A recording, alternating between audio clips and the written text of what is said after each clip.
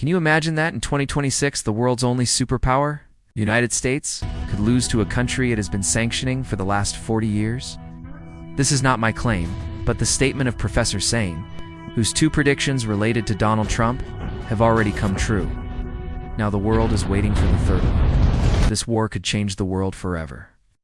This is not an ordinary conspiracy theory, but a frightening prediction by Professor Sain. The United States will lose this war, which will forever change the global order.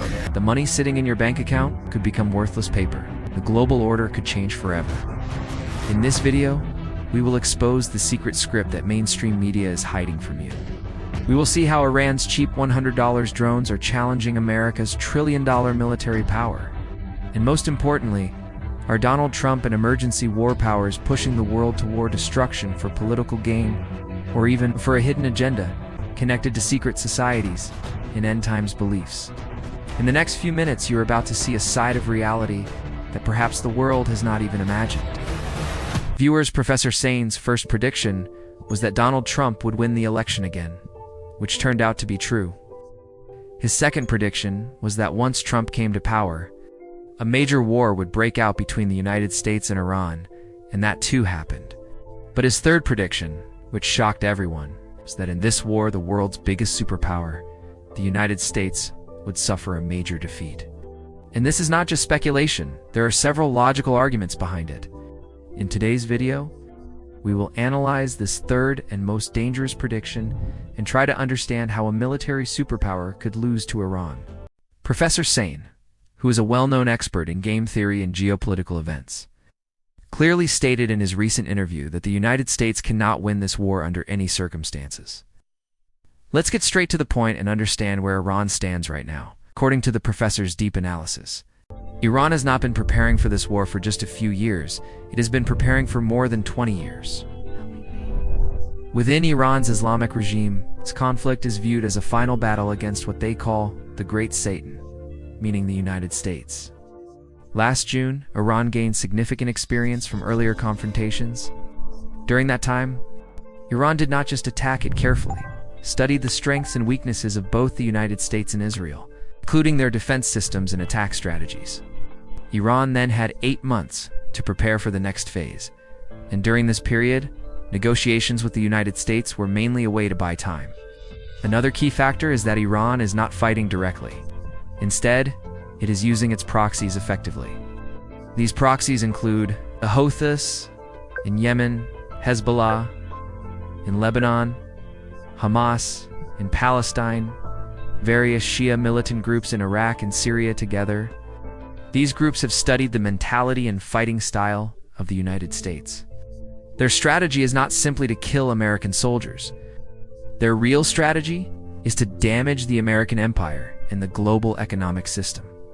Instead of attacking America directly, they are targeting countries that are critical to the U.S. economy, particularly the Gulf Cooperation Council (GCC) countries such as Saudi Arabia, the UAE, Qatar, and Bahrain. Iran's strategy is extremely dangerous and well-planned.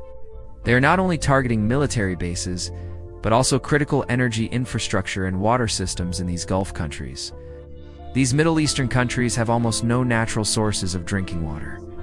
They rely heavily on desalination plants that convert seawater into drinkable water. In fact, more than 60% of their water supply comes from these plants. Professor Sain gave a frightening example. If a small Iranian drone costing around $100 destroys a major desalination plant in Riyadh, it's a city of 10 million people, the entire city could run out of drinking water within 2 weeks. Imagine a whole city facing a severe water crisis within just 2 weeks. At the same time, Iran has also begun effectively blocking the Strait of Hormuz, a critical shipping route through which 90% of food and supplies reach Gulf countries. Many people think this conflict will only cause inflation or economic instability. But in reality, Iran is threatening the very existence of countries like Saudi Arabia and the UAE. These countries are also extremely important for the U.S. economy because of the petrodollar system.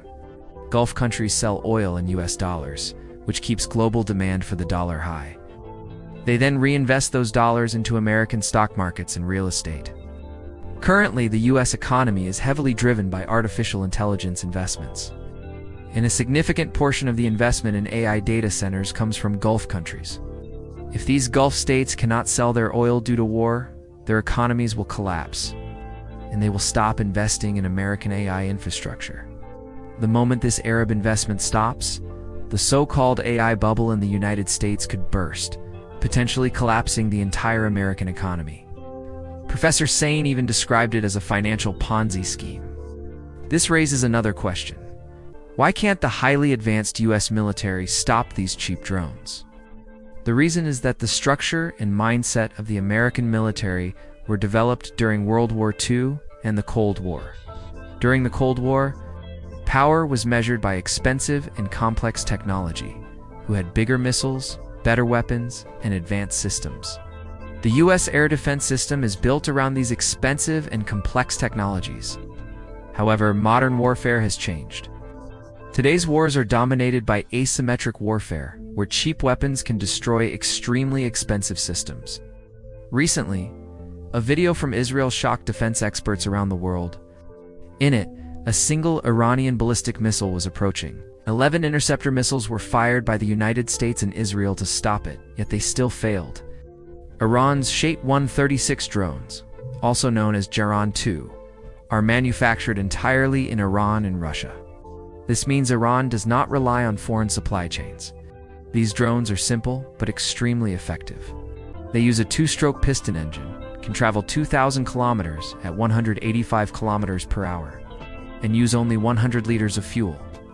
They are easy to launch. Operators simply enter GPS coordinates and send them toward the target, because they fly at very low altitude. They are difficult to intercept and create psychological fear wherever they pass. These drones have a wingspan of 8 feet and can carry up to 40 kilograms of explosives. Trying to stop such cheap drones with expensive interceptor missiles is like using a train to stop a car.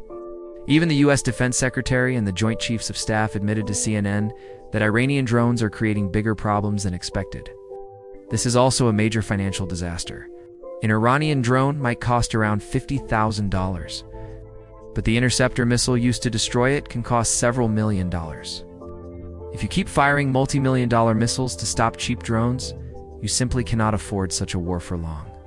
As a result, US missile stocks are rapidly declining, and the military is even using reserves that were originally meant for potential conflict with China. This situation reflects the decline of the American dominance that has shaped global politics for decades. If this trend continues, not only could the petrodollar system collapse, but the world could rapidly move toward a multipolar world order, where US influence is significantly reduced. Another important point is that so far the United States and Israel have mainly conducted airstrikes. But history shows that no country has ever successfully changed another country's government using only air power. For regime change, ground troops are always necessary. However, US officials have stated that they currently have no plans to deploy ground troops in Iran. In the coming months, pressure from Israel and Gulf countries may increase for the US to send ground forces and eliminate Iran as a threat. This raises another question. Why would President Donald Trump enter a war that military leaders had already warned about? According to Professor Sain, there are 3 major reasons. The first is overconfidence. After a small successful operation in Venezuela, Trump may have overestimated the capability of the US military. The second reason is political benefit. Although the war may not benefit the US, it could benefit Trump politically and financially. For example, Saudi Arabia invested billions of dollars in Jared Kushner's private equity fund.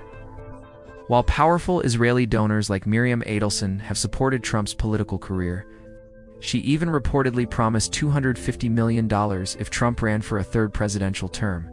The third reason involves theories about secret societies controlling global power structures, groups such as the Illuminati, Jesuits, and Freemasons, which some believe influence global politics and support an end times scenario centered in the Middle East. According to this belief, a major war in the Middle East is inevitable and necessary for their long-term agenda.